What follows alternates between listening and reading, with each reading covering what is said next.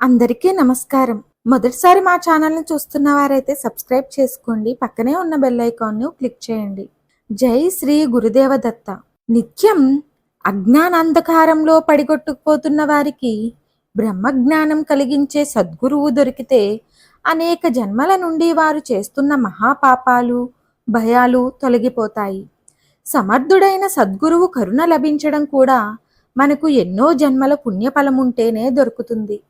ఆత్మ అనే వెలుగు సహాయంతో పరమాత్మను గురించి తెలుసుకున్న వెంటనే సుఖశాంతులకు ఆ బ్రహ్మమే సత్యమని అర్థమవుతుంది. అటువంటి సద్గురు దేవునికి ముందుగా సాష్టాంగ నమస్కారం తెలియజేసుకుందాం. తన నిజతత్వం బోధించడానికి శ్రీ దత్తాత్రేయుడు అత్రి మహర్షి అనసూయాదేవికి జన్మించారు. తనను శరణు కోరిన కార్తవీర్యార్జునుడు యదువు మొదలైన వారికెందరికో జ్ఞానోపదేశం చేసి వారిని ఈ సంసారమనే సాగరం నుండి ఉద్ధరించారు.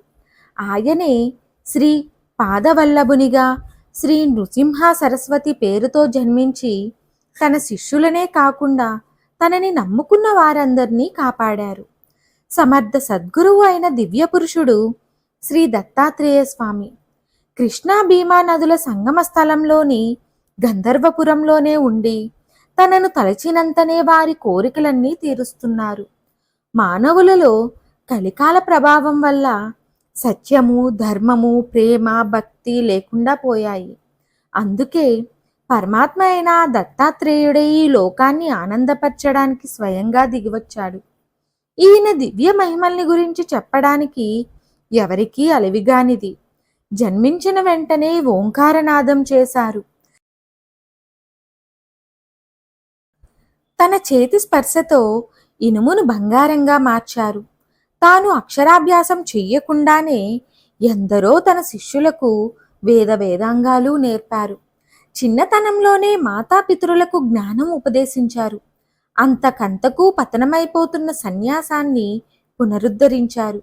చనిపోయిన వ్యక్తిని బతికించారు. తన ఆశీర్వాద బలంతో ఒక మూగవాని నోటి వెంట వేదం పలికించారు. గొడ్రాలికి సంతానం కలిగించారు. ఒక భక్తునికి క్షణకాలంలో కాశీ, ప్రయాగ, గయ యాత్ర చేసేలా చూశారు. ఇటువంటి మహాకార్యాలు ఇది వరకు చేశారు, ఇప్పటికీ చేస్తున్నారు, ఎప్పటికీ చేస్తారు. ఎన్నో సుదూర ప్రాంతాల నుండి తమ మనోవాంఛలు తీర్చుకోవడానికి శ్రీ సద్గురు దర్శనానికి వచ్చి ఆయన సందర్శనం చేతనే అనేక ఆపదల నుండి దూరమవుతున్నారు. ఆయన్ను గాంచిన వెంటనే అమర సుఖశాంతులను పొందుతున్నారు. తక్కువ పాపాలు చేసిన వారికి జపతపాల వలన ప్రాయశ్చిత్తం కలుగుతుంది.